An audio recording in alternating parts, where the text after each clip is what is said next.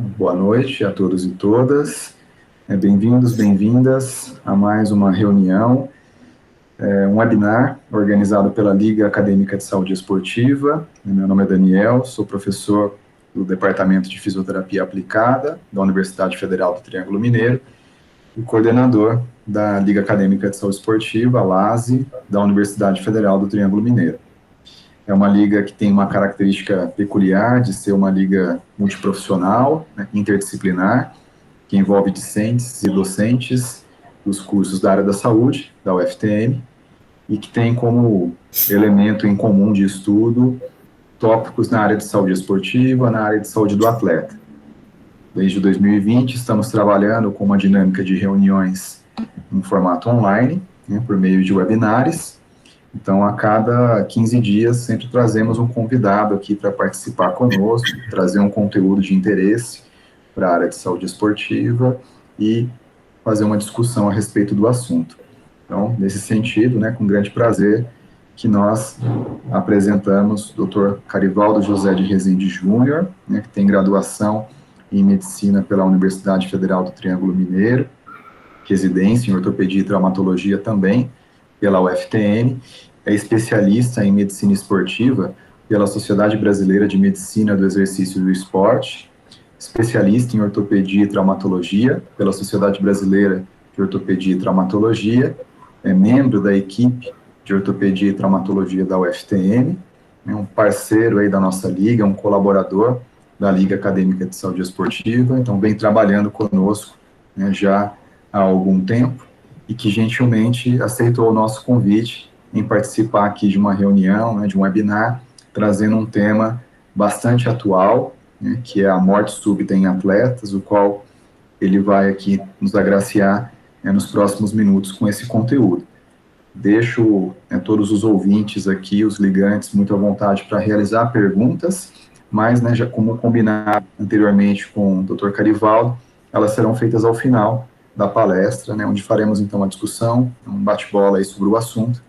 Queria agradecer ao Dr. Carivaldo, mais uma vez, em nome da LASE, pela participação, não só no dia a dia da Liga, mas em especial aqui hoje, por trazer esse conteúdo para nós. Passo a palavra ao Dr. Carivaldo, fique à vontade para iniciar a palestra. Muito obrigado. Agradeço, Daniel.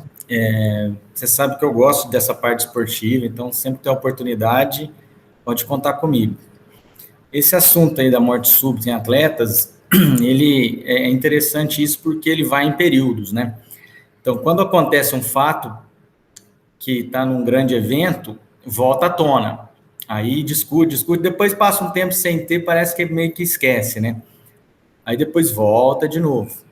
Então, aqui eu vou contextualizar aqui mais ou menos e explicar para vocês, tá? Então, o Daniel já me apresentou e eu vou iniciar, tá? O Daniel me pediu, falou assim, Carivaldo, teve esse caso do Eriksen aí, você podia dar uma aula em cima disso, aí que eu fui preparar a aula, tá? E eu fiz mais ou menos voltado em cima desse caso, tá? Vamos começar. Então, a morte súbita em atletas é o caso do jogador Eriksen. Então, o Eriksen é um jogador dinamarquês, é o craque deles, da seleção, é como se fosse o Neymar pra gente, tá? Ele fez muito sucesso lá na Premier League, no Tottenham, e foi vendido para a Inter de Milão, a preço de ouro, tá? Atualmente ele joga na Inter de Milão, ele foi campeão italiano esse ano, tá? E ele tem apenas 29 anos de idade. Essa é a história dele. Esse jogo aí que está mostrando na figura foi o jogo agora da Eurocopa, foi o primeiro jogo da Eurocopa da Dinamarca, que é o time dele, tá? Contra a Finlândia. E foi aí que ocorreu o fato dele, da morte súbita dele, tá?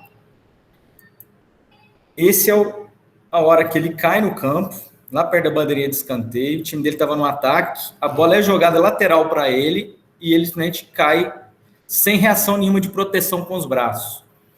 Esse é um sinal que a pessoa está caindo desmaiada, em síncope, tá? Que a gente fala, sem ter reação de proteção da cabeça.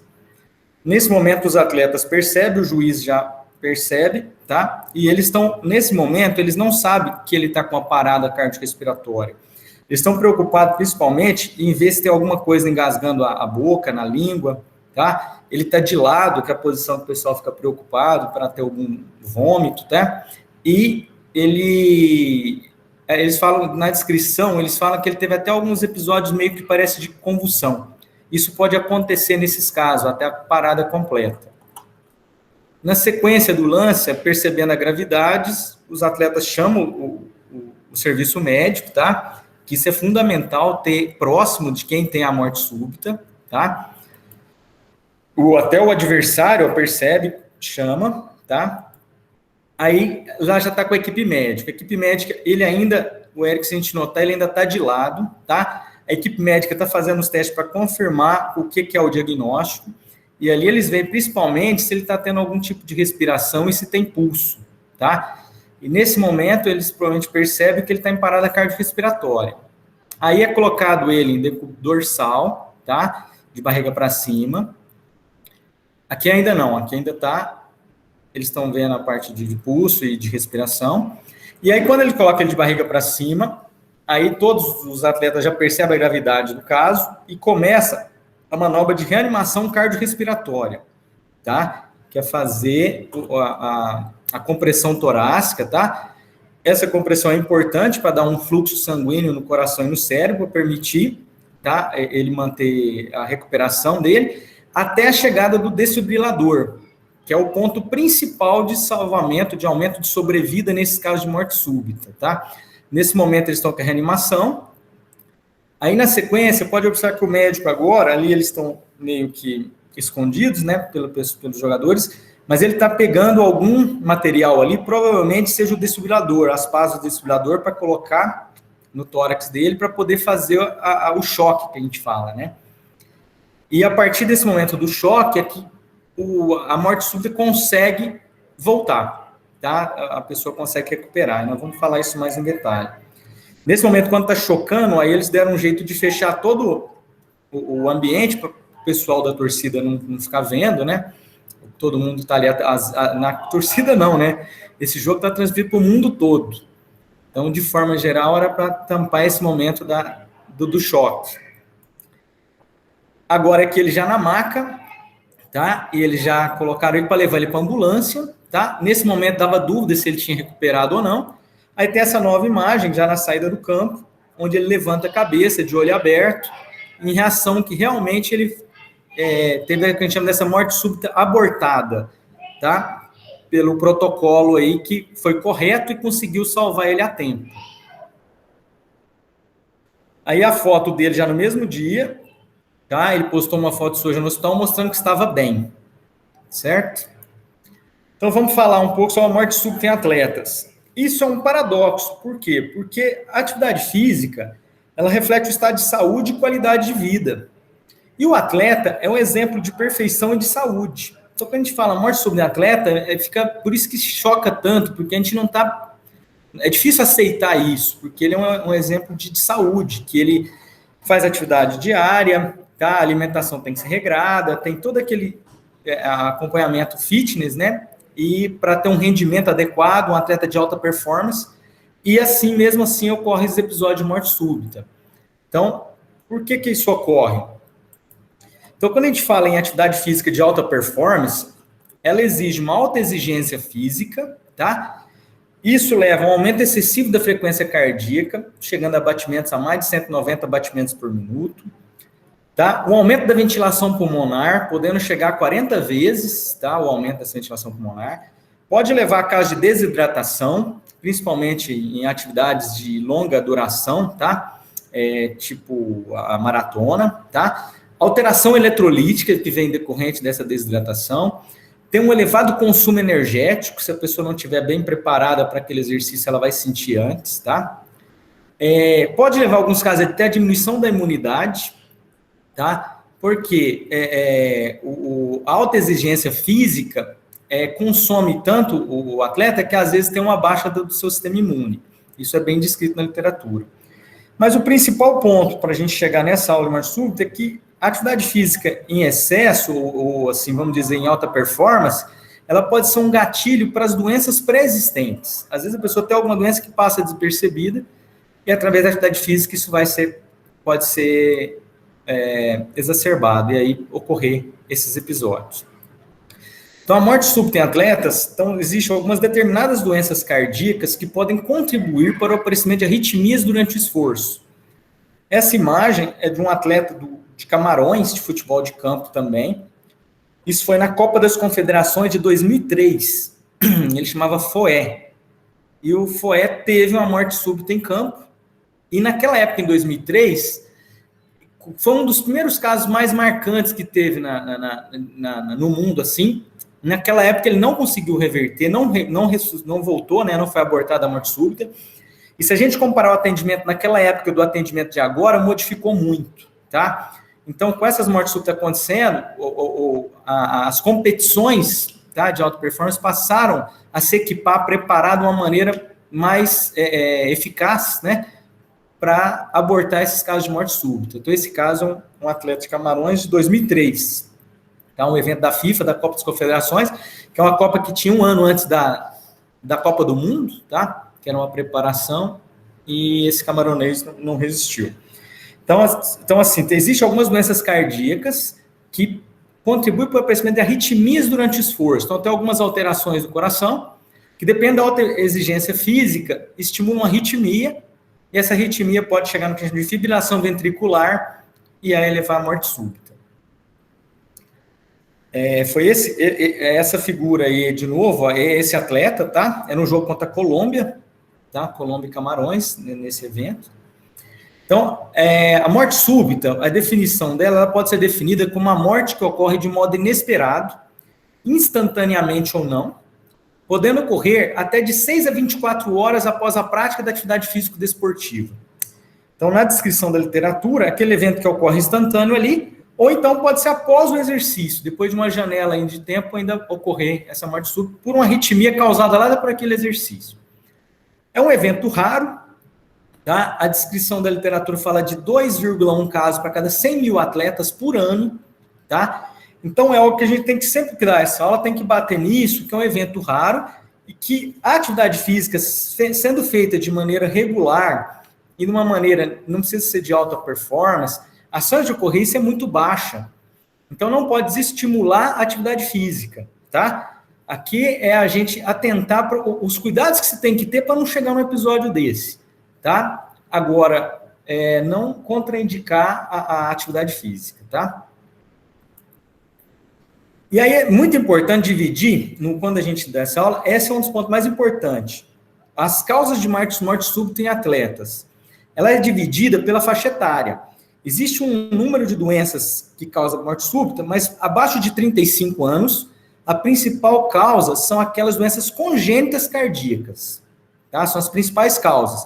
E tem algumas outras que eu vou te mostrar.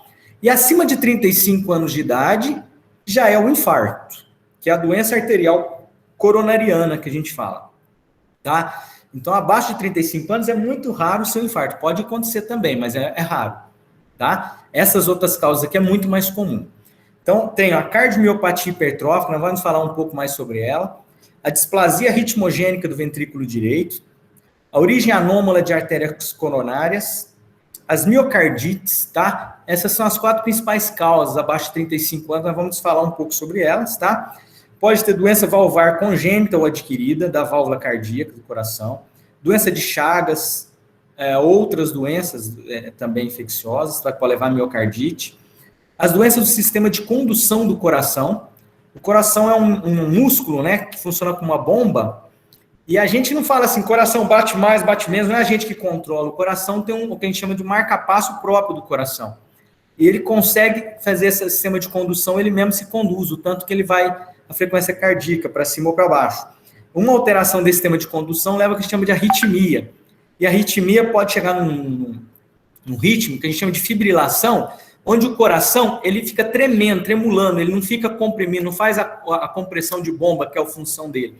Ele fica tremulando, e nesse momento ele para de enviar o sangue. E aí que é a parada cardíaca, porque o sangue não está conduzindo, o cérebro não recebe esse fluxo sanguíneo, a pessoa desmaia e o coração entra em falência, tá? Então, essa doença é sistema de condução, e todas essas primeiras doenças que eu falei que essa causa, tipo a cardiomiopatia hipertrófica, elas acabam levando a um ritmo de fibrilação, tá? Pode ser por uso de drogas, quando a gente fala drogas aqui, pode ser tipo cocaína, anfetaminas ou até esteroides anabolizantes, tá? Os distúrbios eletrolíticos, tá? A concussão cardíaca, a gente vai mostrar também, e as doenças da aorta e a síndrome de Marfan. Então, essas são as principais causas na literatura. Mas levar principalmente que a cardiomiopatia hipertrófica, a displasia ritmogênica do ventrículo direito, origem não de artérias coronárias e as miocardites, são as principais, tá? E as causas de morte súbita acima de 35 anos, então, como eu tinha descrito, é a doença arterial coronariana, tá? Aí tem alguns fatores predisponentes para isso, tá? Que a gente sabe, quem que tem mais chance de ter infarto? Então, a idade, o que a gente fala com a idade? A idade seria homens acima de 45 anos ou mulheres acima de 55 anos, tem maior chance de ter um infarto. A história familiar é importantíssima. Se na família, principalmente parente de primeiro grau, principalmente pai, mãe, se tem história de ter tido um infarto, principalmente com baixa idade. O tabagismo, tá? Que é um fator muito predisponente do infarto. O sedentarismo, que é a falta de exercício físico regular, tá? E a gente fala que para proteger o coração, a doença cardiovascular de forma geral, o que é o exercício que a gente orienta na atividade de medicina do esporte? É fazer o exercício pelo menos 30 minutos por dia, 5 vezes por semana, de uma atividade física de intensidade moderada, tá? Isso é o que protege o coração, tá? Isso somando 150 minutos por semana. Se a pessoa fizer isso por mais de 3 meses, a gente pode falar que ela não é sedentária mais. E ela já tem um grau de proteção do coração maior do que quem não fez isso, tá? A obesidade, tá? Que a gente considera ali o índice de massa corporal acima de 30, já é obesidade. A hipertensão, que é a pressão alta, tá? A dislipidemia, que é o aumento do colesterol e do triglicérides no sangue, tá? E o pré-diabetes ou o próprio diabetes, são fatores predisponentes para a doença arterial coronariana. Então, a gente pega hoje em esportes de alta demanda, a gente pega pacientes, atletas que são diabéticos, tá? A gente pega atletas que são hipertensos, tá? Isso por quê? Porque às vezes tem uma tendência familiar, alguns têm a dislipidemia, hoje tem o excesso de colesterol que é genético, tá? Mas a gente tem que ter um cuidado maior desses pacientes quando eles estiverem na alta performance, porque a chance deles, quando tiver mais de 35 anos, e na alta performance, já com esses fatores predisponentes, tem maior chance de desenvolver a morte súbita, tá? Agora vamos falar esses casos principais, tá? Por exemplo, a cardiomiopatia hipertrófica. Ela é a principal causa de morte súbita cardíaca relacionada aos exercícios em atletas jovens, tá? É uma doença genética, tá? Autossômica dominante, e ela leva o que a gente chama, nessa imagem aí do coração, nós temos 2 imagens de coração. A primeira à esquerda é onde a gente considera que o músculo cardíaco está de um tamanho normal, a espessura do músculo cardíaco. Já na imagem da direita, a espessura do miocárdio, que é o músculo cardíaco, está bem mais espessa, tá? Isso, na grande maioria das vezes, isso pode ser medido por exames que a gente faz complementares, tipo ecocardiograma, que consegue medir essa espessura do ventrículo, principalmente o ventrículo esquerdo. E se essa espessura está muito grande, principalmente acima de 15 milímetros, a gente já tem que suspeitar que isso é patológico, tá? E aí a gente pode suspeitar da cardiomiopatia hipertrófica. Só que existe um diagnóstico diferencial que é muito difícil para a gente que lida com esporte, que o atleta que tem um alto rendimento e que principalmente da parte aeróbica, quando a gente vai falar de maratonistas, tá? Eles normalmente desenvolvem o que chama de coração do atleta, que existem algumas alterações cardíacas, mas que são fisiológicas, são naturais. E uma das coisas que acontece é esse aumento da espessura do coração do atleta, tá? Então, existe casos que às vezes a gente vê essa espessura e fala, será que esse é um coração de atleta ou é a cardiomiopatia hipertrófica? E a gente, como médico do esporte, fica na dúvida também. Então, uma dificuldade para a gente. Existem alguns atletas que a gente tem que orientar, até afastar do exercício um período, tá? A gente fala pelo menos de 3 a 6 meses, porque se for o coração do atleta, essa espessura vai regredir, Porque, pra vocês entenderem, é um ganho do coração quando ele está fazendo um exercício. A hora que ele fica 3 a 6 meses sem fazer, ele vai virando sedentário. E o coração vai atrofiando o músculo, tá? Como acontece do músculo esquelético também, nos braços, perna, quando para de fazer a musculação. Então, nesse caso, o músculo cardíaco, ele vai atrofiando, só que para o diferencial da cardiomiopatia hipertrófica, isso é essencial. Então, em alguns casos, a gente não consegue diferenciar com todos os exames, e às vezes a gente tem que pedir para o atleta segurar um pouco o exercício. Então, depois de 3 a 6 meses, se o coração do atleta ele não regrediu, continua espesso, mesmo ele parando o exercício, a gente tem que pensar numa cardiomiopatia hipertrófica. Se regride, bom para o atleta. Falou, não era nada, pode voltar a treinar e fazer atividade tranquilo, tá? Então, a alteração, a patologia dessa cardiomiopatia hipertrófica é uma hipertrofia septal assimétrica com ou sem obstrução ao trato de saída do ventrículo esquerdo, tá? E isso é uma principal causa de morte súbita em atletas jovens, abaixo de 35 anos, é a cardiomiopatia hipertrófica, tá? E esse diagnóstico nem sempre é feito, então essa que é uma preocupação.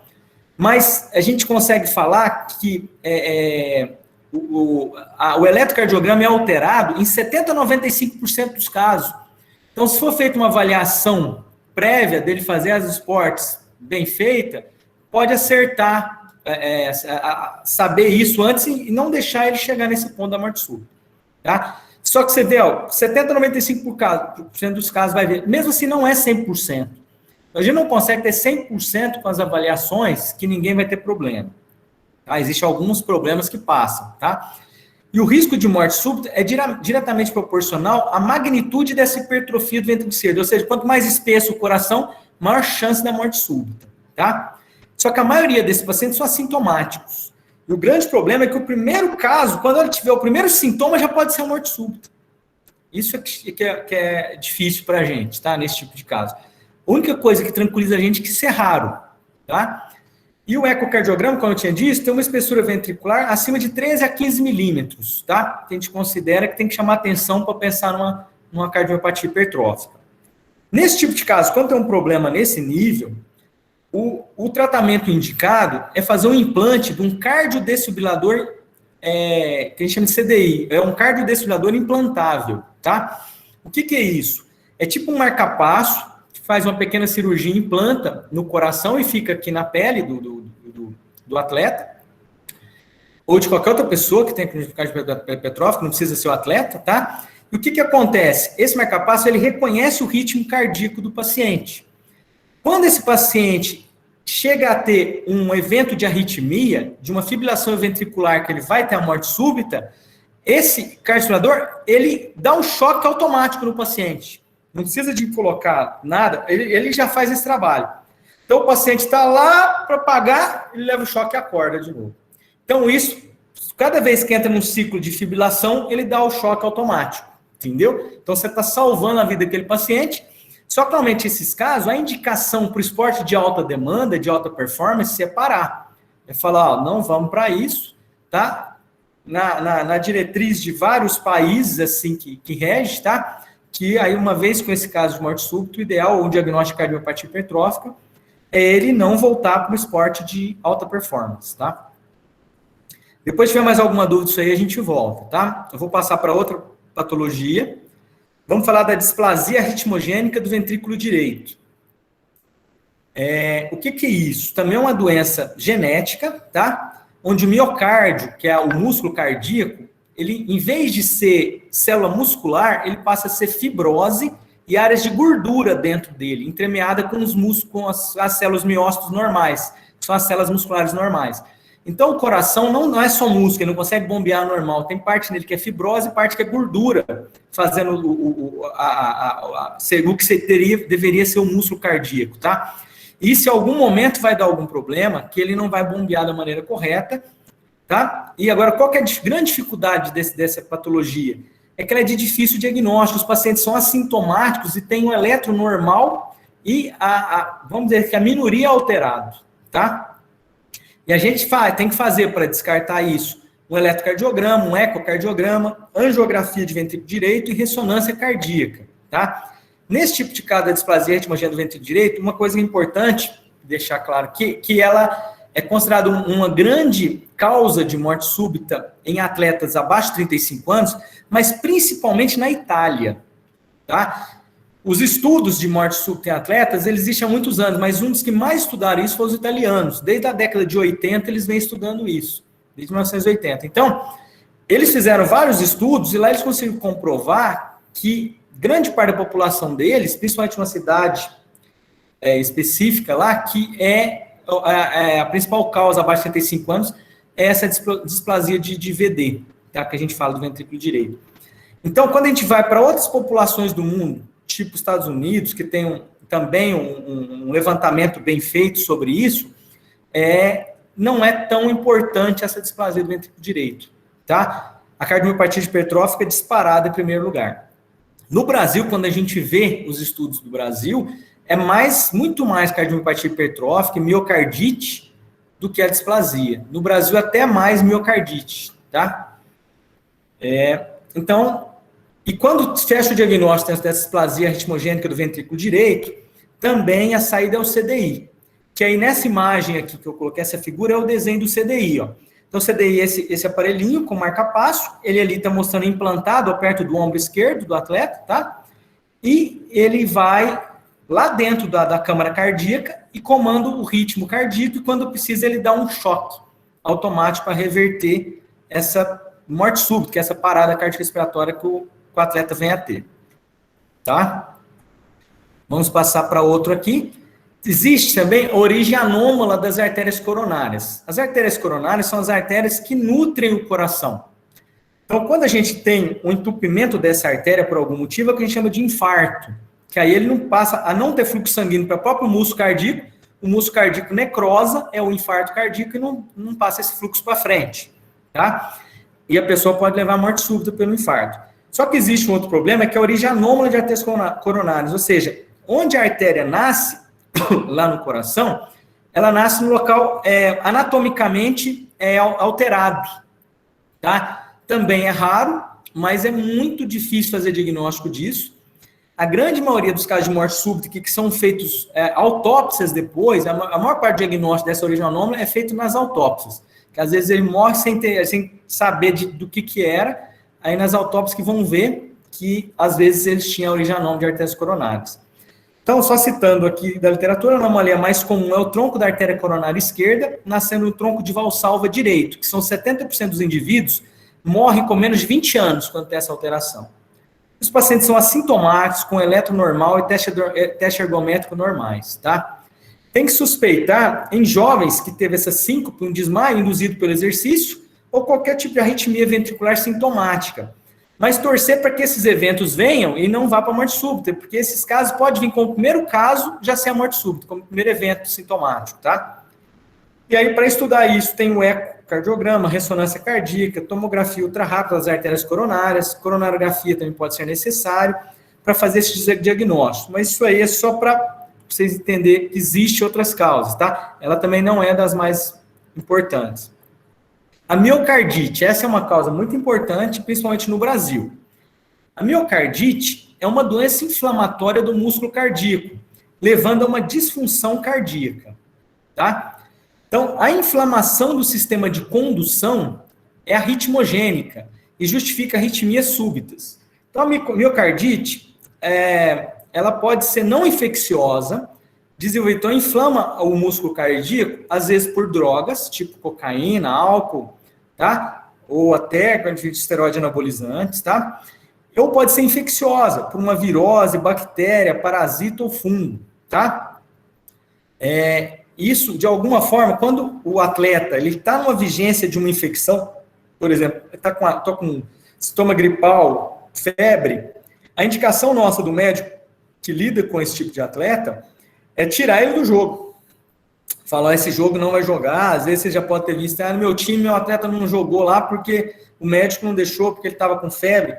Por quê? Qual que é a preocupação? Nessa fase aguda, essa infecção está replicando, os vírus estão em alta replicação viral, quando você transmite para outras pessoas, ou bactéria, e isso ele pode ter um tropismo para o músculo cardíaco e localizar lá, levando a uma miocardite lá no músculo cardíaco. E aí depois, essa infecção no músculo cardíaco pode evoluir assim, aí depois que ele sara daquela infecção, aquele músculo pode ficar tipo alguma cicatriz lá, fica uma fibrose no músculo, tá? E isso pode desencadear uma inflamação daquela região não, veio de uma inflamação, aquilo já é cicatriz. Essa cicatriz pode desencadear alguma arritmia naquele local, tá? Então, o que a gente falou, a inflamação do sistema de condução é arritmogênico, tá? Então, toda aquela área ali que ficou com alteração no miocárdio, pode ser que depois de um tempo parado, que sarou, esse atleta volte ao normal e volte a treinar no alta performance? Pode. Mas alguns ficam com alteração no sistema de condução, desenvolvendo arritmias pós. Então, esse atleta tem que ter cuidado se ele pode voltar ou não. Tá certo? A apresentação clínica da miocardite é variável. Pode desde uma fadiga ou dispneia, palpitação, síncope, mas pode chegar a uma morte súbita, tá? Quando a gente fala aí só para ilustrar, a fadiga é o cansaço, a dispneia é a falta de ar, tá? Desenvolvida às vezes pelo exercício. A palpitação é aquela batedeira que às vezes o paciente sente no coração, que chama atenção para a gente se é uma arritmia ou uma taquicardia normalmente, tá? Uma síncope, que é o desmaio, que eu descrevi, e a morte súbita mesmo, quando tem uma parada cardiorrespiratória e o atleta desmaia mesmo, cai no chão. Você sempre está fazendo uma investigação com o atleta de morte súbita, tem que investigar se ele teve infecções recentes, como febre, né? E fazer investigações como eletrocardiograma, o ecocardiograma, o Holter, que é uma avaliação cardíaca por 24 horas, você fica vendo se ele vai ter alguma arritmia em 24 horas, tá? E para fechar o diagnóstico de miocardite, é uma biópsia miocárdica. Às vezes você não consegue fechar o diagnóstico, você não sabe o que é, às vezes tem que ir lá no músculo cardíaco fazer a biópsia para poder estudar o que está acontecendo com aquele músculo cardíaco, tá? E, de forma geral, as miocardites, você pode retomar a atividade física após a recuperação clínica, às vezes ficar sintomático. Às vezes tem que ficar aí meses parado para recuperar completamente. Recuperou, volta à atividade normal. Mas depende da miocardite que tiver, você não consegue voltar, às vezes, no esporte de alta demanda, tá? Eu tive um professor, quando eu fiz a minha pós-graduação de medicina do esporte, era o doutor Serafim. O professor Serafim, ele era médico, ele foi médico muitos anos do Flamengo, tá? Como time de futebol e da seleção brasileira de futebol. E tinha um atleta do Flamengo, no começo dos anos 2000 até 2010, ali, que chamava Renato. O Renato, ele era um meia esquerda, que batia muita falta, fez muito gol de falta no Flamengo, ele veio pós o Petkovic lá, e o Serafim contou uma vez que eles, de avaliação, todo ano, e isso é importante frisar, todo ano os atletas têm que ser avaliados. Avaliei um ano, meu coração tá bom, no outro ano não tem problema. Tem sim. Então, todo ano tem que ser avaliado normalmente os exames todos para o coração. Principalmente os atletas de alta demanda, e principalmente esporte tipo futebol, onde gira muito dinheiro em cima deles, tá? Então, eles fazem todas as avaliações possíveis e impossíveis nesses atletas. E esse atleta Renato, o professor Serafim contou pra gente que ele vinha normal, vários anos jogando no Flamengo, um ano ele fez a avaliação e veio com uma arritmia que chamou a atenção dele. E ele foi fazer estudo, era uma miocardite que ele desenvolveu, e depois de muito tempo foi conversado com o atleta, e ele, depois de mais um prazo, ele decidiu encerrar a carreira, tá? Devido a uma miocardite, entendeu? Que ele desenvolveu a arritmia após ela, ele resolveu encerrar. Só como ilustração, para vocês entenderem. Outras causas, então, de morte súbita em atletas, tá? Principalmente abaixo de 35 anos de idade, são essas doenças do sistema de condução. Então, existem algumas doenças cardíacas, tá? Que atrapalham essa condução do ritmo elétrico, o ritmo elétrico do coração. Ele sai do átrio, que a gente chama de nó sinusal ou nó sinoatrial, que é o que a gente chama de marca-passo cardíaco, ele que solta o primeiro estímulo para o coração bater, e o coração vem batendo tem uma sequência lógica. Primeiro os átrios, depois o ventrículo, tá? E existem algumas alterações nesse sistema que passa essa condução elétrica do coração, para estimular o coração. Então, essas são as principais doenças que também alteram o sistema de condução, podem levar à morte súbita, tá? Tem a síndrome de Wolff-Parkinson-White, tá? Que deu uma origem anômala. Tem um outro ponto do átrio que solta esse estímulo para o ventrículo, tá? E isso tem, a grande maioria, a gente consegue descobrir através dos exames, tá? Prévios, né, no atleta. E essa síndrome, né, a importância dela, que a gente chama de pré-excitação, né? que você consegue fazer um procedimento hoje que chama de ablação, que você vai naquele ponto que está estimulando errado e elimina aí aquele ponto, o que a gente chama de ablação. E hoje consegue ter um sucesso muito grande, tá?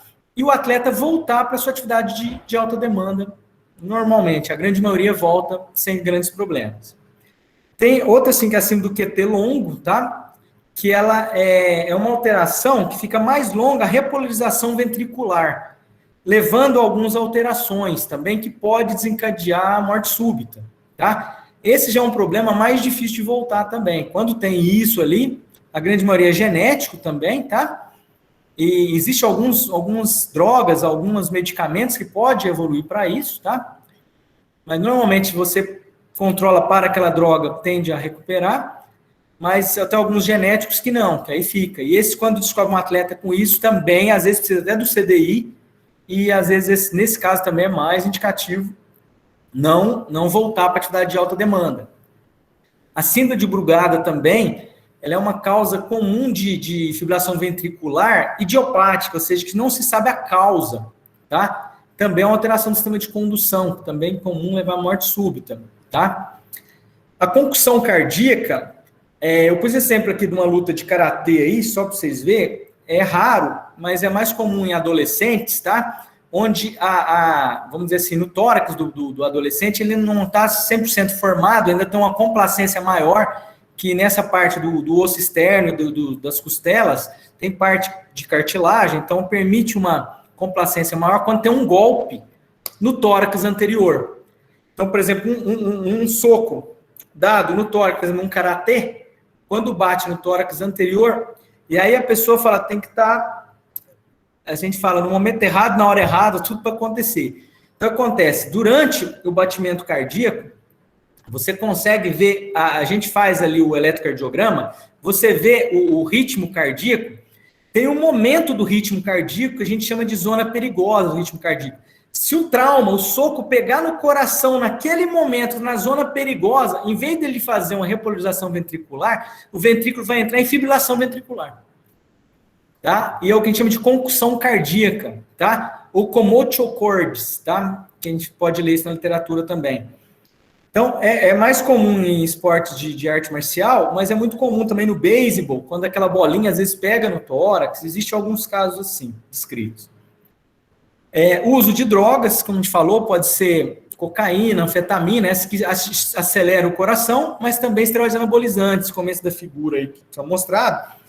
Tudo em excesso pode ter um problema, tá? Você imagina, essa musculatura esquelética dele tá desse tamanho, né, essa hipertrofia desse atleta, o músculo cardíaco também hipertrofia dessa forma. Então, é tudo músculo. E o coração fazendo isso, como aquele exemplo que a gente deu lá da cardiomiopatia hipertrófica, ele não consegue ter o fluxo correto para o ventrículo esquerdo, para sair a zona ali de saída do ventrículo esquerdo, para sair o fluxo sanguíneo. Então, isso pode levar a sérios problemas, tá? Até a morte súbita. E os distúrbios eletrolíticos, tá? Esse outro exemplo que eu dei aí de um atleta, essa atleta foi na Olimpíada de 1984, em Los Angeles, tá? Isso foi o final da maratona. E ela chegando, ela já estava se arrastando, ela estava com distúrbio eletrolítico, mas ela não aceitava ajuda e ela completou a prova arrastando. Então, isso é um risco nesse momento de ter uma morte súbita, tá? Por esse distúrbio eletrolítico, você exigindo do coração, tá? Para fazer alta demanda. Tá? Depois, se é dúvida, a gente vai comentando mais. Vamos passar aqui. E aí chega na doença arterial coronariana, que é principalmente conhecido como infarto, ou alguma coisa próxima do infarto, uma angina, alguma coisa nesse sentido, tá? Então, a principal causa de morte súbita é acima de 35 anos de idade. E o risco é diretamente proporcional à intensidade do exercício. Se eu estou fazendo um exercício muito forte, com intensidade alta, como a gente fala em atletas de competição, sempre a gente fala que é alta performance, sempre a intensidade alta o exercício, o atleta de alta performance. Então, ele sempre tem um risco maior de ter a morte súbita, tá? Se ele tiver algum daqueles fatores predisponentes para a doença arterial coronariana, tá? Mas aqui eu quero deixar claro que o exercício é atividade física, a coisa eu vou mostrar aqui, que a atividade física é bom, vamos dizer assim, ela é ela é válida para a pessoa, tá? Então, porque a gente fica só falando que leva morte súbita, a pessoa sai da aula às vezes falando, não vou fazer mais nada de exercício. Não. Então, aqui, ó, exercícios moderados habituais promovem a estimulação do sistema parasimpático. A gente fala. Então, aumenta o tônus vagal. E assim, há uma estabilidade elétrica do coração e proteção contra a fibrilação ventricular. Então, quem faz atividade física moderada, como eu descrevi lá no começo, 30 minutos, pelo menos, de atividade física aeróbica, todo dia, ou pelo menos 5 vezes por semana, que some pelo menos 150 minutos por semana de atividade física moderada, você está se protegendo de uma fibrilação ventricular, de uma morte súbita, por exemplo. Então, o coração, ele fica com uma estabilidade elétrica maior, mais difícil de ter um evento, uma arritmia, tá? Então, é importantíssima a atividade física aeróbica regular, tá? Já quem faz atividade, não faz atividade, o sedentário não tem essa proteção, tá? E o outro que tem o risco, que a gente vai falar agora, que são aqueles atletas de final de semana.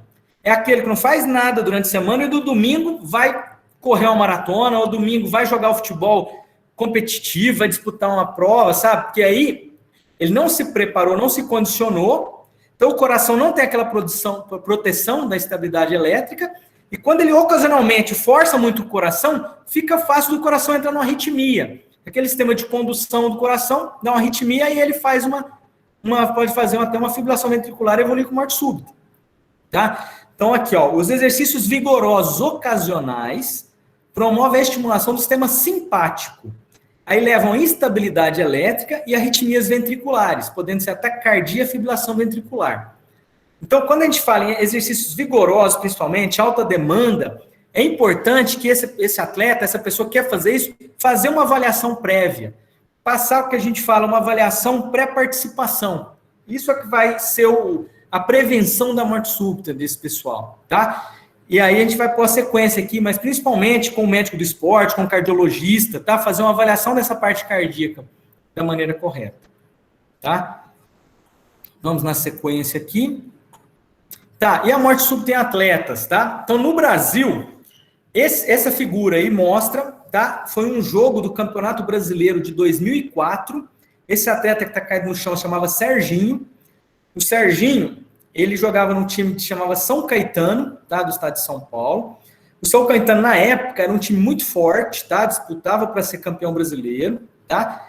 E esse jogo contra o São Paulo, lá no Morumbi, ele, um mal súbito, caiu dentro da área, tipo o do Eriksen agora que vocês viram, tá? E teve essa morte súbita.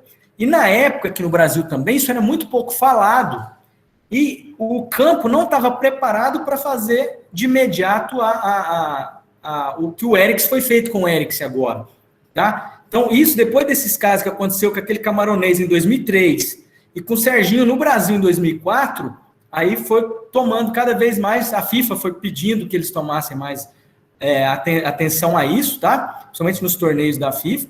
Mas aí, a partir desse evento em 2004, lá, após a morte súbita do jogador Serginho em 2004, durante uma partida do Campeonato Brasileiro, passou a se dar maior ênfase nos estudos sobre o assunto no Brasil, tá? E em 2005, a Sociedade Brasileira de Medicina do Exercício e do Esporte, que a gente fala Sociedade da Medicina Esportiva, ela definiu a diretriz sobre a morte súbita no exercício do esporte, que sugere a avaliação pré-participação de todos os atletas. Assim, todos os atletas são submetidos à avaliação, tá certo? Para prevenir possíveis fatores de risco, tá certo? Isso que é a importância que tem que ter. Detectar e prevenir esse fator de risco. Então, no Brasil, isso foi mais forte, mas eu falo no Brasil, mas no mundo todo. A partir desse evento, 2003, 2004, então 2005 para frente, o mundo todo começou a lidar com isso de uma maneira diferente, enxergando isso de uma maneira mais importante que tem que ser enxergada, tá? Então, esse caso, tanto do camaronês quanto do Serginho, eles não tiveram um desfibrilador a tempo, tá? Que é o que mais faz diferença, e acabaram evoluindo a morte súbita. Ela não foi abortada, isso evoluiu para a morte súbita. Então, aqui, só citando, a avaliação pré-participação, isso aqui é tudo tirado, então, da diretriz da Sociedade Brasileira de Medicina do Exercício do Esporte, que foi feita em 2005. Desde lá, as diretrizes são feitas para todo o atleta, ou aquela pessoa que quer fazer um esporte mais de alta demanda, mesmo que ocasionalmente, é importante fazer uma avaliação pré-participação. Para quê? Para a gente conseguir detectar aquelas doenças que podem causar morte súbita, como a gente citou aqui. O atleta abaixo de 35 anos, a pessoa que quer fazer esse 45, o ideal é fazer essa avaliação pré-participação, que vai ser a prevenção, vai ser o que vai evitar uma morte súbita futura, tá certo? E o que consiste essa avaliação pré-participação? Uma anamnese bem feita, constando uma história pregressa do paciente, se ele tem história, por exemplo, de síncope, de desmaio, de sentir palpitação do coração durante o exercício, tá? E uma história pregressa da família, sobre cardiopatias e morte súbita, tá? Se tem na história da família alguém que já teve infarto, alguém que tem história genética, alguma história genética cardíaca, tá? No Brasil, sempre suspeitada a doença de Chagas, tá? Que é endêmica para Chagas, tudo isso, se tem isso na família, então tem que estar observando se isso não tem alguma coisa do próprio atleta, tá? O exame físico a gente faz de forma geral, mas somente com ênfase, pensando em morte súbita, ênfase na parede cardiovascular, tá? Para perceber se ele tem alguma alteração da frequência cardíaca, de alguma arritmia, que às vezes percebe ao escutando o coração, tá? Do atleta. Os exames laboratoriais, aí pede, tem vários exames normais que se pedem, tá? Para todo atleta, mas esses aqui, principalmente pensando na morte súbita. A gente pensa na anemia falciforme, existem descrições na literatura que a anemia falciforme é um tipo de anemia onde a célula vermelha do sangue, a hemoglobina, ela tem uma falsização, então ela muda de forma. E isso pode levar, às vezes, o exercício pode ser um gatilho para essa falsização e pode levar até a uma morte súbita, tá? Isso ainda é intensificado se os exercícios for feito em altitudes, tá certo? Então, quando o time brasileiro vai jogar lá na altitude que eles reclamam lá, mas tem fundo científico, sim, tá? A sorologia para sífilis, a sífilis já pode causar doença principalmente na válvula cardíaca, tá? Então, a válvula cardíaca pode ter essa valvopatia sifilítica, né? E desenvolver alguma alteração que pode levar à morte súbita.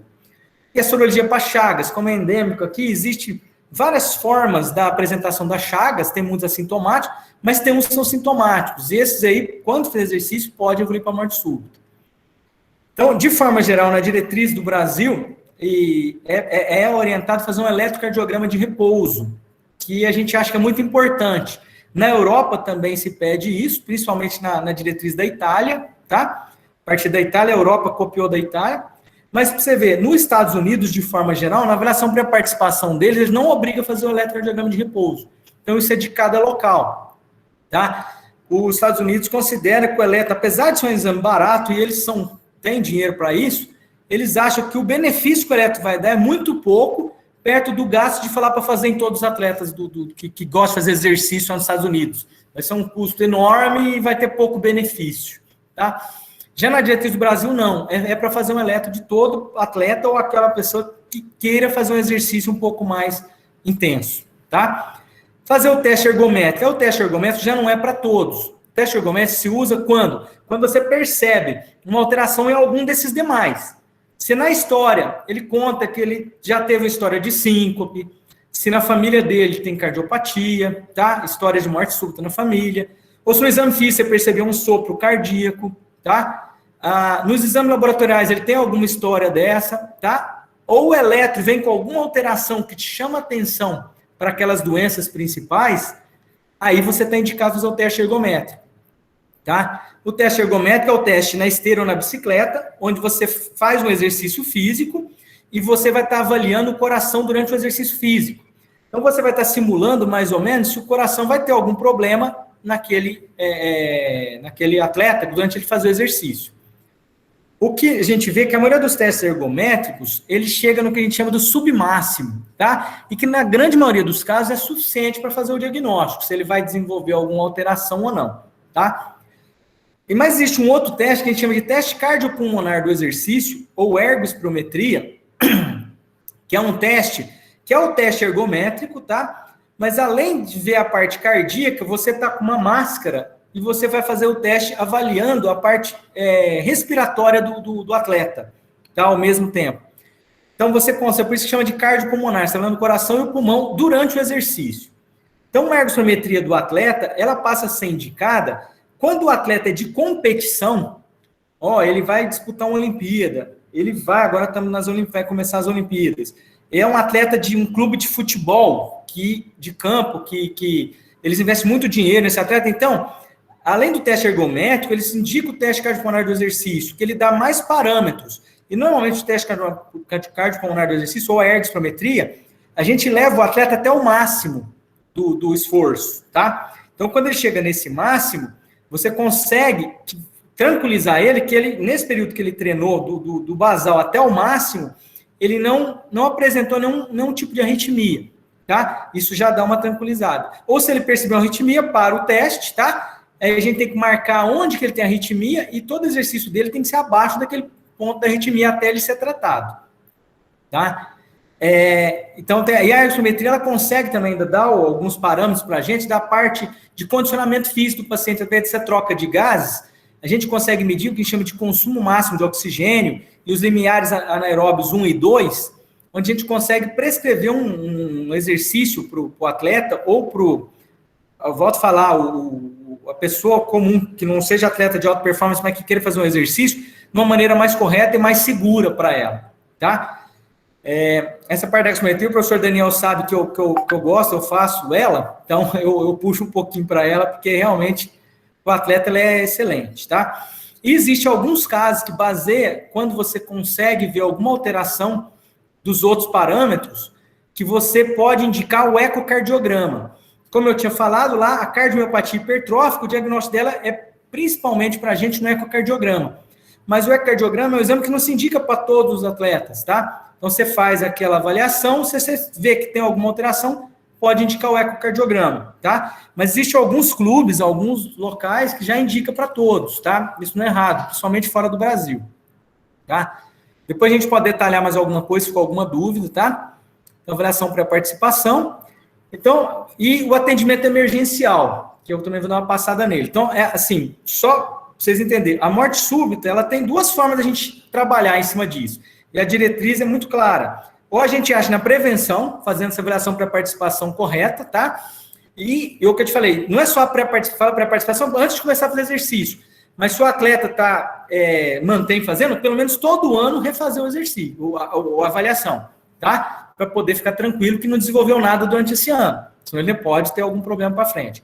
Ou então, outra maneira é, uma vez já tendo a morte súbita, você ter próximo a você tudo que se pode ter para poder reverter essa morte súbita.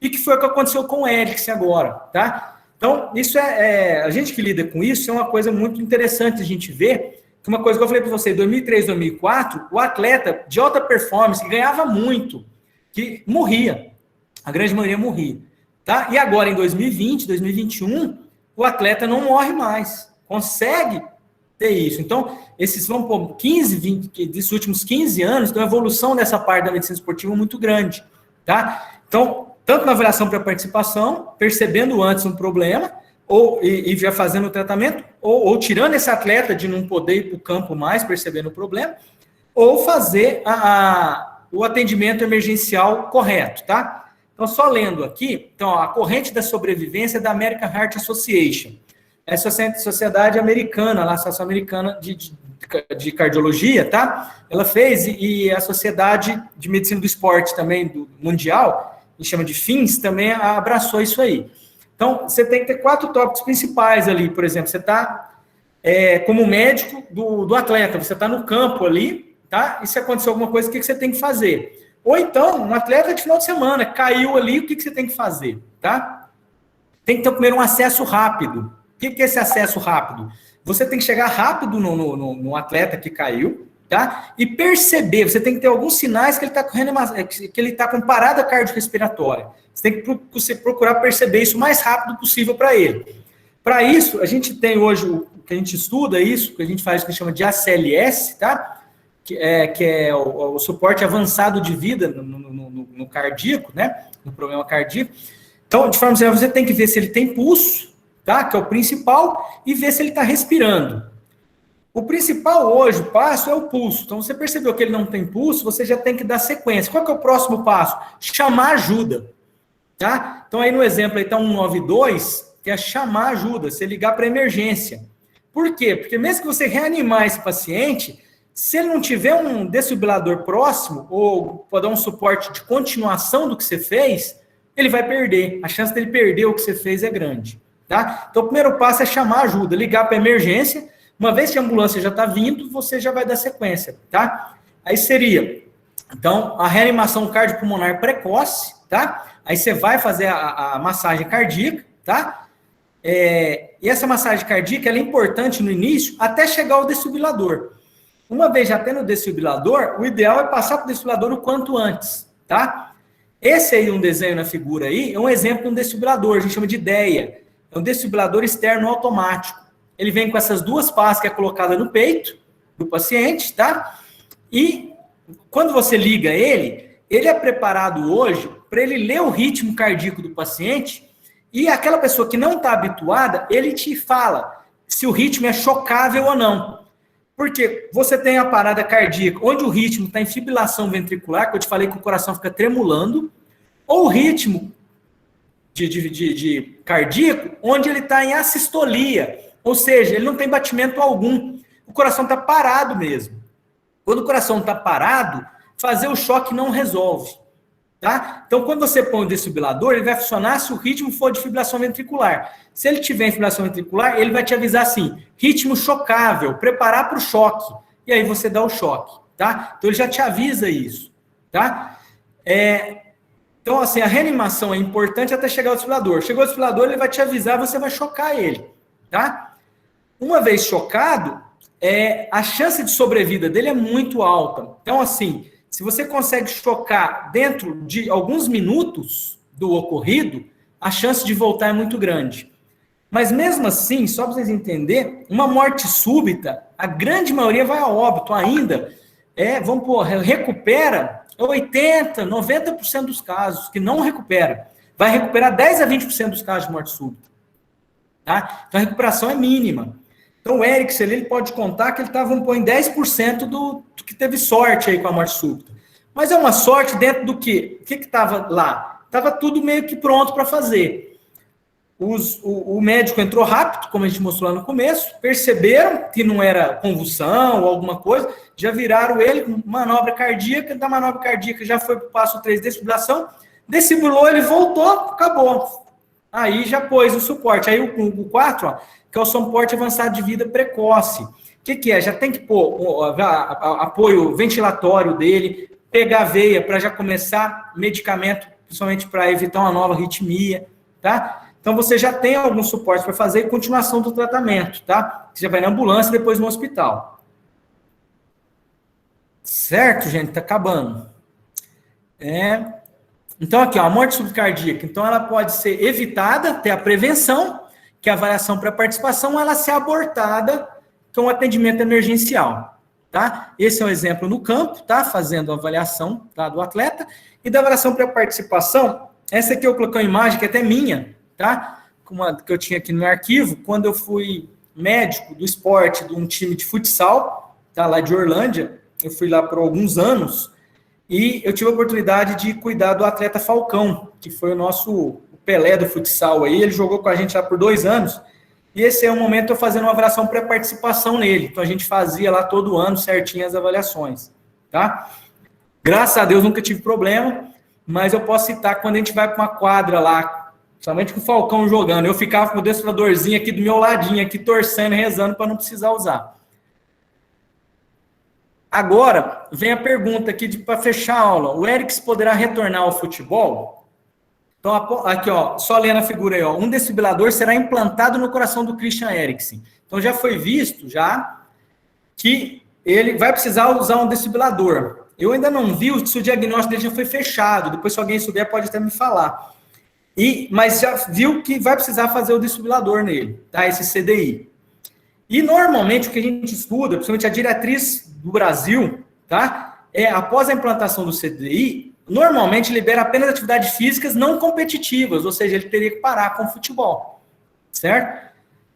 Tá, aí tem um porém. Eu achei que eu ia acabar aí, eu tive que depois complementar a aula. Eu estudando mais, eu vi que tem o caso do Daley Blind. O Blind é um jogador holandês que ele foi diagnosticado com miocardite em 2019. Ele é um jogador holandês da seleção da Holanda, jogava no Manchester United por muitos anos, tá? Ele jogou a Copa do Brasil aqui, tá? Depois jogou a Copa da Rússia.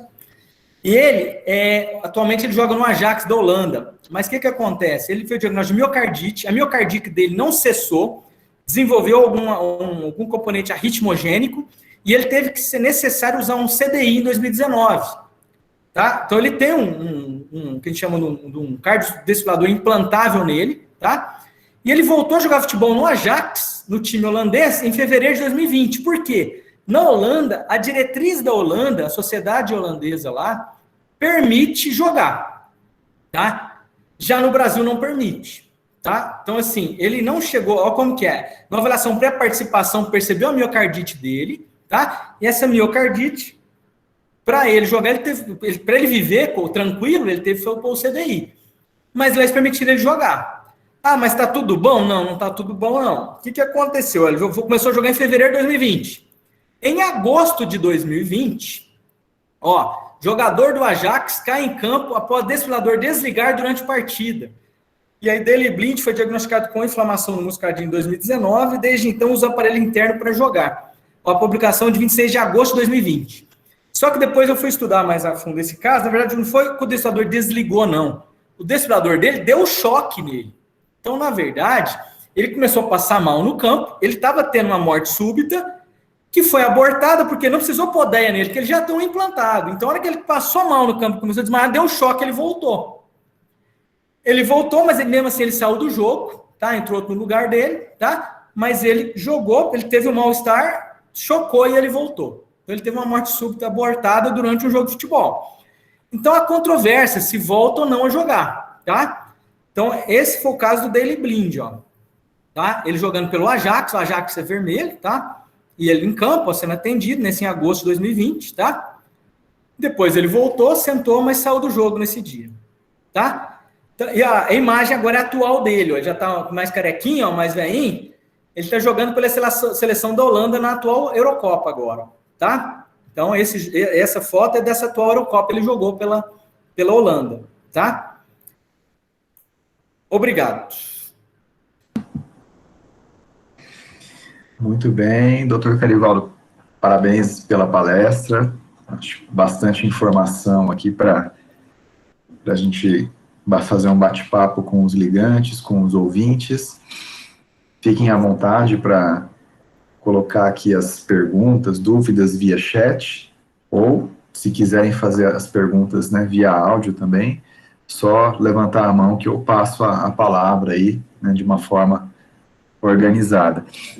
Durante a sua apresentação, Carivaldo, até cheguei a olhar aqui algumas notícias a respeito do caso do Eriksen ainda, e o que eu mais encontrei foram sugestões, recomendações, né, de cardiologistas, de médicos do esporte, de que o mais interessante para ele seria cogitar a aposentadoria do futebol.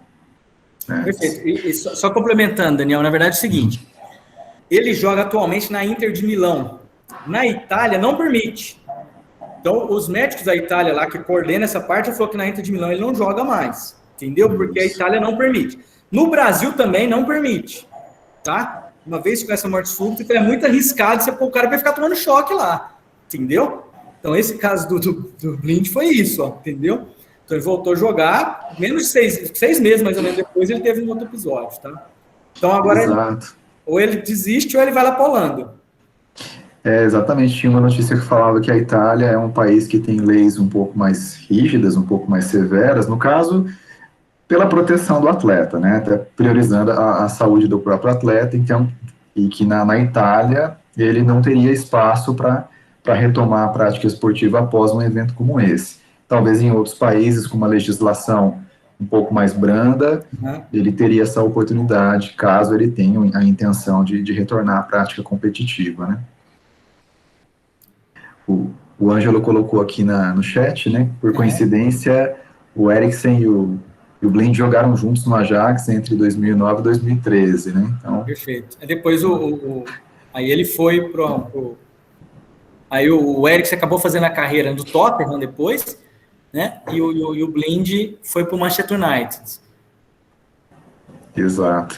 A Vitória parabenizou aqui pela palestra e fez um comentário de que um atleta no Cruzeiro está afastado das atividades no clube desde fevereiro, em função de alterações cardíacas, e aí destacando mais uma vez a importância da avaliação, né? Essa avaliação pré-participação, avaliação clínica pré-participação.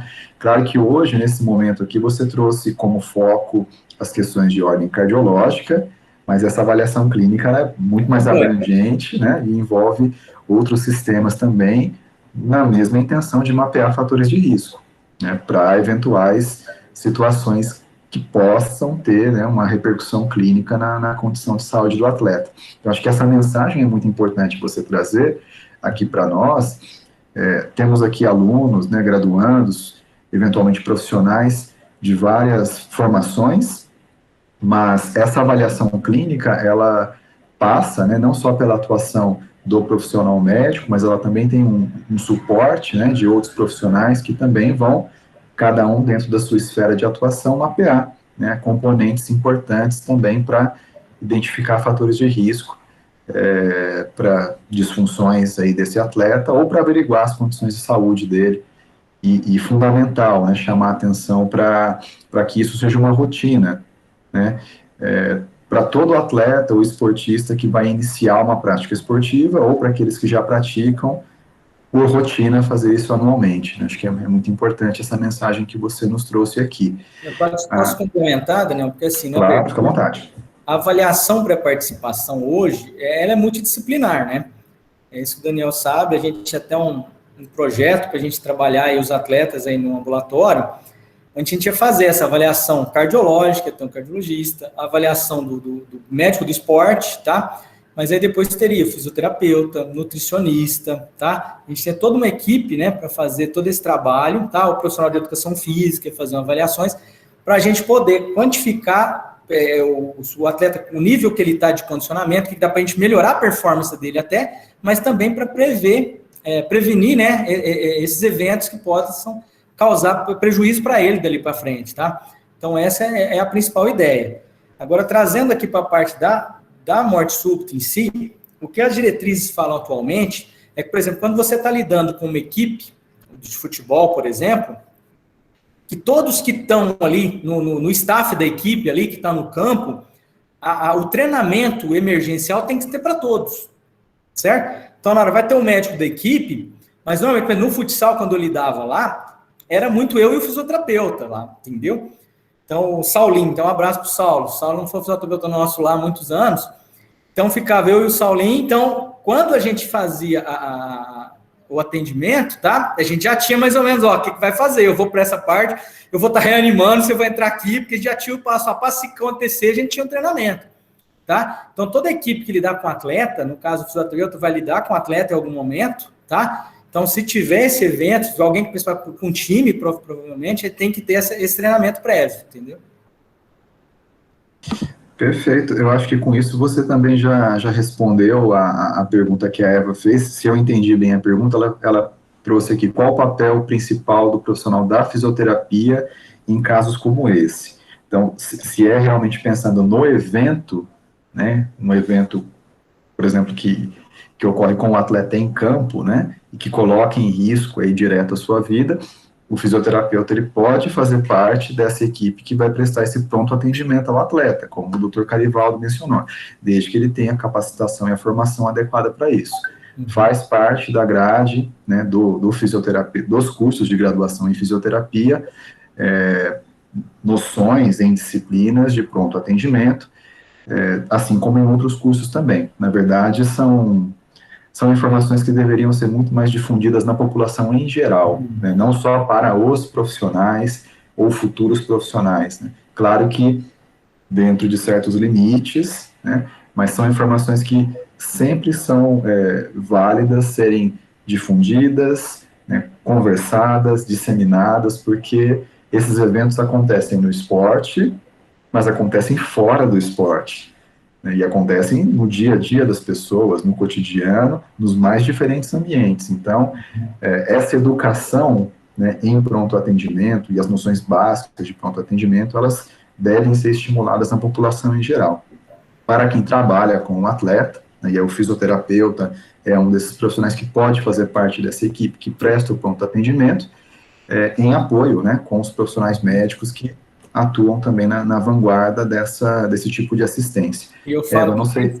quem for lidar, Daniel, com um clube, por exemplo, aí tem que fazer o curso preparatório mesmo. Sim. Hoje existe o BLS, que é o suporte básico, né? Então, esse eu acho que quem for lidar tem que ter essa preparação, isso é bem falado, tá? E hoje você não pode ir para um evento desse, por exemplo, você está com um médico num campeonato. Eu tive, por exemplo, a minha preocupação mesmo, apesar que a gente era uma cidade pequena, mas passava jogo lá no Brasil todo. O dia que o Falcão estava jogando, passava na Sport TV, o Brasil todo assistia. Eu falei, se o Falcão morre aqui na minha mão, eu estou no Fantástico, entendeu? Então, eu tenho que ter toda a preparação aqui para a gente preparar. Então, a gente tinha um treinamento, tá? A gente fazia, simulava, fazia certinho como tinha que fazer para não ter o problema no dia. E o desfibriladorzinho na minha mão ali. Qualquer coisinha eu já corria com ele, entendeu? Então, isso exato. Muito importante. Eu não sei se a pergunta da Eva era exatamente essa. Acho que sim, ela confirmou aqui. É fundamental que o profissional esteja capacitado para isso, né? Além da formação que ele tem na graduação, mas de fazer cursos específicos para fazer essa atuação, e o BLS é o curso indicado. E também a importância de se manter atualizado, né, Carivaldo, em relação às diretrizes, aos procedimentos, porque, eventualmente, existem alterações, né, de recomendações baseadas em evidências de quais são os melhores procedimentos, e isso, de tempos em tempos, pode ser atualizado, pode ser revisto, né, então é importante que esse profissional também esteja acompanhando aquilo que é a diretriz recomendada naquele momento, né. Claro que o que ele estudou, né, e se capacitou é muito importante, mas é sempre também essencial que ele acompanhe quais são as tendências e os novos tratamentos, as novas abordagens, as novas recomendações. Só complementando o que você falou aí, assim, ó, quando eu fiz o primeiro ACLS, eu estava lá atrás, não vou contar eu ano, não, mas aí, quando a gente aprendia, a gente primeiro ia para respiração, tipo boca a boca ali, certo? Era o passo 1.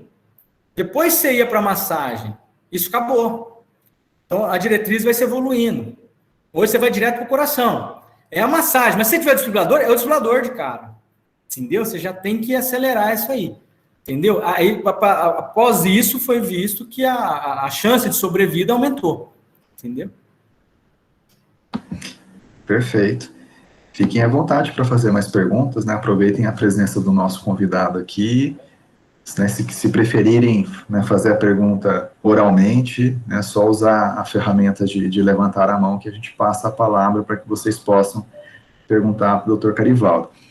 Eu lembro do evento que aconteceu com o Serginho, né, do jogador zagueiro do São Caetano, e eu estava até olhando um pouquinho mais aqui as informações sobre o caso dele, e eu vi que, claro, assim, é um caso que chocou muito, né, o país, né, teve uma grande comoção em cima do caso, porque é um evento raro, e naquele caso em particular foi letal, né, realmente não se tinha tanta preocupação com a qualidade da assistência, dado a raridade, né, dos eventos que levavam a óbito naquela época, mas foi um caso que foi, acredito que um divisor de águas, pelo menos no Brasil, para que se tomasse mais cuidado na revisão de protocolos, de assistência, de equipamentos, né, equipe, enfim, de deixar, pelo menos nos grandes eventos, deixar mais preparado, né, o espaço ali, o ambiente, para que se tenha uma assistência mais imediata e com qualidade. E eu estava lendo aqui, relembrando a situação, e me parece que o Serginho ele fez os exames clínicos, né, pré-temporada, num convênio que o São Caetano tinha com o INCOR, em São Paulo, e que nesses exames já foi apontada uma arritmia cardíaca, que já sinalizava um fator de risco potencial para complicações em campo, mediante alguns esforços, a cardiomiopatia hipertrófica, né, já foi determinada naquele momento, uma recomendação para que ele não mantivesse as atividades naquele nível. Mas aí, né, segundo a reportagem que eu li, não sei se você poderia confirmar aqui para nós, uma opção do jogador, né, por questões financeiras, de necessidade de exercer sua prática e ter realmente o aporte financeiro para manter ali uma situação mais confortável para sua família, um risco aí que foi assumido e que acabou, né, com esse evento, até levando a repercussões jurídicas, né, para o profissional médico do esporte do São Caetano, que ficou 2 anos impedido de exercer a sua atividade em função desse caso, após julgamento pelo Tribunal de Justiça Desportiva, além de danos que o clube teve que indenizar a família também, seguro, enfim, ações indenizatórias. Então, até do ponto de vista profissional, né, Caribaldo, acho que é um grande dilema, né? Estar no meio de uma situação como essa, né, em que há uma recomendação para se evitar uma certa atividade, mas ali, por conta de algumas necessidades, pactuar com isso ou não, né? Enfim, imagino que seja bem complicado, assim, né? Na época do Serginho, mas assim, eu te falei, ele foi o divisor de águas. Antes dele, não tinha essa diretriz, ó, aqui não pode no Brasil, por exemplo, entendeu? Hoje já é mais assim, percebeu aquilo? Não, vamos fazer o CDI e vamos sair fora. Hoje a normativa tá, mas foi a partir do Serginho, antes não tinha essa normativa, entendeu? Então ele foi feito os exames no Incorpus, o São Caetano todo fez, e o dele mostrou o problema, foi conversado com ele, que era indicado ele não jogar, entendeu? Mas que existia jogadores jogando, entendeu? E que ele, e a definição essa é dele. O médico falou, eu te recomendo não ir, pode ter um risco. Mas em nenhum momento foi também falar, não pode, sabe? Assim, foi, na época não tinha essa demanda maior. E o atleta quer jogar, né? Se você não bater ali, médico assinar, que não vai jogar.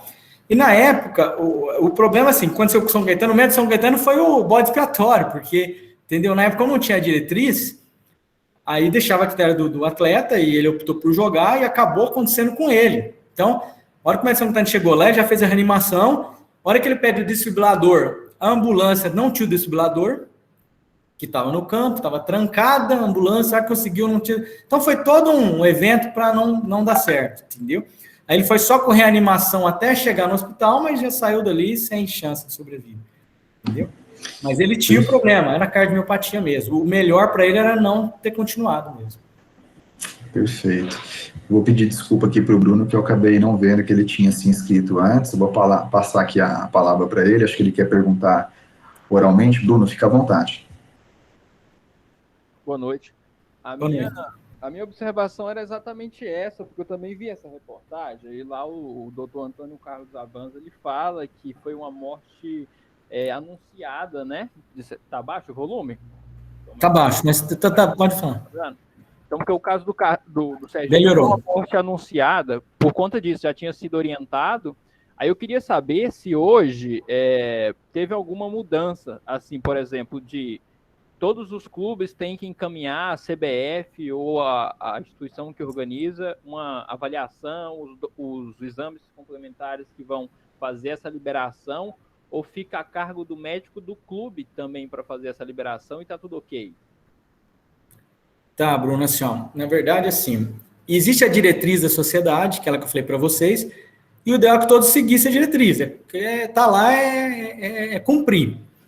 Foi feito um trabalho recente dos clubes do estado de São Paulo, os paulistas, que tem vários clubes grandes, e mesmo num campeonato paulista eles fizeram, muitos clubes não seguem aquela diretriz, não seguiam, entendeu? Poucos fazem todos os exames, alguns fazem parte dos exames, entendeu? Alguns não cumprem todos. Então, não é seguido à risca. Mas você imagina no Brasil, é fácil a gente cumprir no Brasil os times da Série A. Ó, vai fazer todos os exames, fazer toda a avaliação. Aí você vai lá para a Série D. Nosso Uberaba, nem na Série D não está. Mas você vai fazer o exame. Só a nível de curiosidade, o Serginho, antes dele ir para o São Caetano, alguns anos antes, ele tinha jogado no Nacional aqui de Uberaba. Tinha jogado no NASA aqui. Ó. Entendeu? Foi zagueiro aqui há alguns anos, depois foi melhor na carreira, chegou lá no São Caetano na primeira divisão. Mas ele chegou a jogar aqui. E, então, assim, quando você vai num clube de Série C, Série D, é mais difícil ter isso, entendeu? Então, teve um período que aí vai muito assim, o médico do clube, que você vai assumir o clube, você tem que querer fazer. Você vai falar, não, eu preciso fazer certo, senão eu não vou assinar. Então, você tem que conversar com a diretoria que alguns exames têm que ser essenciais, você tem que ter algum poder de decisão para isso, porque vai recair sobre você no final, entendeu? Você que está assinando. Mas hoje ele não segue todos a risca, entendeu? A gente não consegue ver isso uniforme, tá? E no Brasil tem uma dificuldade, tem um professor também que fala muito sobre morte súbita, é o professor Nabil Goraieb, de São Paulo, tá? Ele é hoje no Brasil o maior nome dessa parte de morte súbita, e ele, várias palestras eu já assisti dele, e ele fala que ele quer fazer um levantamento para ver o número de atletas do Brasil que teve morte súbita, fazer um levantamento certinho, ele sempre tem dificuldade de ter esses números, entendeu? Então, todos esses números que eu trouxe para vocês é fora, não é do Brasil, entendeu? Nós não temos aqui um dado correto nisso aí, tá? Mas, Bruno, te respondendo assim, mais específico, fica mais a critério do médico mesmo do que a diretriz nacional. Você tem a diretriz, mas para seguir ou não é o médico e o clube, tá? Você não tem aquela obrigatoriedade de ter que cumprir, tá? Uma vez a Federação de São Paulo, ela chegou a mandar, foi interessante isso, para os clubes que jogou a primeira divisão de São Paulo, acho que a primeira e a segunda divisão, que lá é a série A1 e A2 do Campeonato Paulista, lá de futebol de campo, ela mandou para todo o clube um desfibrilador, tá? Uma caixinha de emergência com todos o que precisava do primeiro socorro. Então, o médico de cada clube lá no São Paulo recebeu. Então, você não tinha muito que, vai ser caro para eu comprar o desfibrilador, entendeu? A Federação Paulista de Futebol fez isso há alguns anos atrás, tá certo? Aí mandou isso. Na época, a federação, preocupada com essas coisas de morte súbita, ela foi consultar alguns médicos, tá? E aí ela tinha uma equipe de médicos que eram consultores dela, né? E falou, tem uma saída, manda isso para os times, para eles terem. E aí tinha esse contato. Então, conseguiu melhorar um pouco isso aí. Então, tem clube até pequeno lá que ganhou isso na época. Eu lembro que o Botafogo de Ribeirão ganhou, o médico lá era um amigo meu, e ele me mostrou na época. Perfeito. Obrigado, professor. Muito bom. Vou passar aqui na sequência para o Ângelo. Tem uma pergunta no chat, eu leio na sequência. Ângelo, fique à vontade. Boa noite a todos. Parabenizar o professor Carivaldo pela apresentação. No começo do ano, em janeiro, para ser mais exato, a gente teve uma outra palestra com o professor Otávio Barbosa Neto, que é até da Educação Física da UFTM, onde ele falou sobre saúde cardiovascular e exercício físico.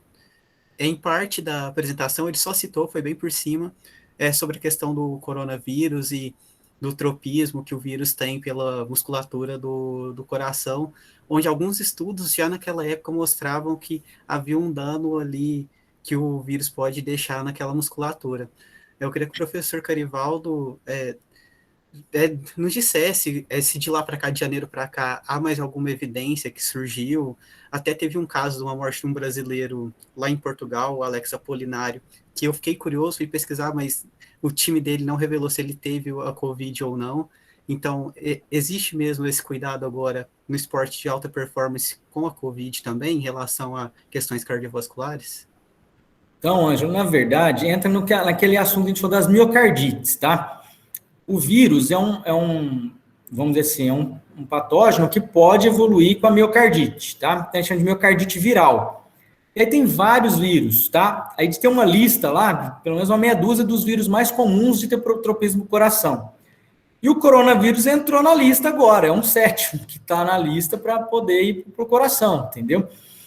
E está tendo uma preocupação muito grande agora, porque está cada vez mais estudando o coronavírus agora, é tudo muito novo, tá? Mas, de forma geral, eles têm achado que o tropismo do coração dele é algo muito forte, tá? Então, tem sido uma preocupação. Mas, como toda miocardite, vai levar uma inflamação do músculo cardíaco. Na maioria, quando o vírus acaba, vai embora, o músculo volta ao normal. O músculo cardíaco passa, desinflama, sem ficar com alguma cicatriz grave, vamos dizer assim, tá? Mas existe alguns casos que ele vai deixar alguma sequela lá no coração. Como esse caso do Blind aí. O Blind, a história dele era uma miocardite. Não era corona ainda, mas era uma miocardite, tá? E essa miocardite evoluiu para alguma sequela arritmogênica, que em algum momento do exercício dá um gatilho e entra na fibrilação.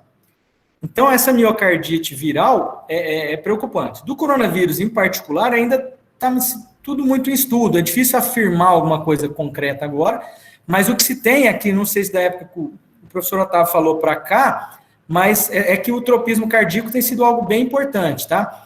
A Sociedade Brasileira de Medicina do Exercício do Esporte soltou uma diretriz agora para orientação, avaliação do atleta pós-Covid. Tá? E aí você tem que estudar o coração, fazer essa avaliação toda de novo. Ah, o atleta já fez, não, mas teve Covid? Faz de novo. Por quê? Para você descartar ou não se ele teve alguma alteração. Aí você percebe que o eletro mudou, tá? Você percebe a miocardite te levando a alguma outra. Espera aí, então aí é hora de rever o que vai fazer, entendeu? Respondi? Respondeu sim, muito obrigado. Só pegando um gancho aqui na pergunta do Ângelo, com relação a essa avaliação que foi recomendada para os atletas que apresentaram a COVID, né, para o retorno à competição, essa avaliação, ela seria igual à avaliação pré-participação, teria o mesmo rigor, ou ela descartaria alguns testes e seria um pouco mais simples? Então, Daniel, você não é assim, a diretriz, ela está muito preocupada com a parte cardíaca mesmo, entendeu? Só que, normalmente, você vai avaliar o atleta, você reavalia todo, você já dá uma olhada geral. Uma coisa que eu tenho percebido, é muito comum pós-Covid, dor articular, tá? Eu tenho pego muito paciente na prática clínica, atleta e não atleta, pós-Covid, uma dor articular, entendeu? Fora do normal, tá? Então, tudo tem que ser avaliado, entendeu? Então, essa articulação também é importante, mas, assim, eu não tive nenhum caso ainda, assim, de atleta que não conseguiu voltar a jogar por causa disso, entendeu? Mas, assim, enquanto você está de dor, você tem que segurar ele, entendeu? Tá um tropismo ali, tá atrapalhando ele, você tem que recuperar ele melhor, porque ele não vai ter performance, não vai conseguir voltar. Perfeito, muito bom. Tem uma pergunta aqui da Eva, ela comenta que os treinos intensos, né, no caso do futebol, em horários que às vezes não são muito apropriados, levam o corpo do atleta a um desgaste físico muito grande e que nem todos os clubes têm suporte com alimentação e acompanhamento, principalmente nas divisões, né, inferiores, né, isso é muito comum. Aí ela pergunta, todos esses fatores contribuem para o surgimento de problemas cardiovasculares e de saúde de forma geral, e que talvez em outras circunstâncias normais, aí pensando talvez nos clubes de elite, né, nas séries superiores, que não teria nessa situação, a seu ver? É assim, aqui que eu falei, os treinos intensos do futebol levam a alta demanda do consumo mesmo do atleta, que se aumenta a frequência cardíaca lá no máximo, a ventilação no máximo, tá? E se você tem algum problema cardíaco, aquele exercício intenso é um ponto, é um gatilho para iniciar a arritmia, vamos dizer assim, entendeu? Então, normalmente, se você tem alguma alteração que favorece a arritmia, o exercício intenso é isso. E se você não consegue avaliar bem esse atleta previamente, você não tem como ter certeza disso, tá? Então, é muito comum, às vezes, você pegar um atleta, isso o professor Serafim falava, às vezes chega para ele no profissional, na hora que ele avalia, ele fala, não, mas isso aqui era para ter visto lá atrás, mas não foi visto, entendeu? Nós chegamos no profissional que ele via, ele barrou muitos ali no profissional, já, entendeu? Que era para ter visto lá atrás. E às vezes o cara trazia, ó, eu fiz eletro lá atrás e tal, mas aqui já via, entendeu? Então já era para perceber alguma coisa. E a maioria não tinha feito, né? Na realidade, como você falou, na cirurgia de base do Brasil é tudo menos, dá menos ênfase, e é ali que tinha que descobrir, entendeu?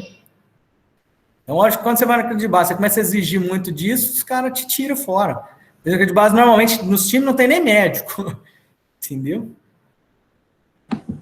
Com certeza. Eu vou deixar aqui o espaço, né, para caso mais alguém queria perguntar, para levantar a mão, né, ou usar o chat aqui. Enquanto isso, só comentar aqui em cima da última resposta do Dr. Carivaldo. Realmente, a avaliação clínica, né, rotineira, ela deveria ser uma rotina até mesmo nas categorias de base.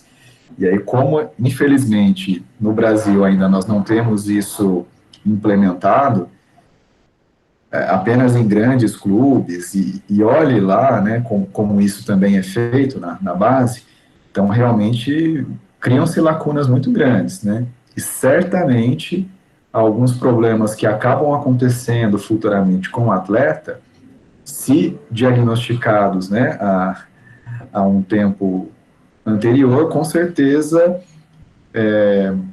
permitiria para a equipe que trabalha com esse atleta criar, né, um programa específico para ele, né, de supervisão, ou de treinamento, ou de restrição para alguns tipos de atividades, e que ele conseguisse ter uma longevidade maior, né, em alto nível na sua carreira, né, não só no futebol, mas pensando em qualquer modalidade. Então, acho que essa palestra, essa discussão e essa última fala, ela reforça a importância, né, do trabalho multiprofissional, né, na assistência a esse atleta, não só na sua fase adulta, não só na sua fase profissional, mas desde a base, né, e também mostra, né, a importância das equipes investirem nas suas bases, né, e dando uma assistência, um suporte profissional, uma equipe de saúde, né, um departamento de saúde em condições adequadas de avaliar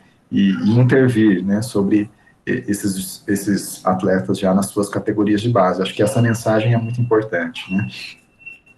Não, perfeito. E só para fechar, eu só quero assim, a gente falou muito de morte súbita do atleta, tudo, mas ó, o exercício físico é importantíssimo, entendeu? Fazer atividade física regularmente, entendeu? Na intensidade moderada, isso só vai trazer ganho, principalmente para o coração, certo? Então essa mensagem tem que ficar, que não deixar de fazer, não.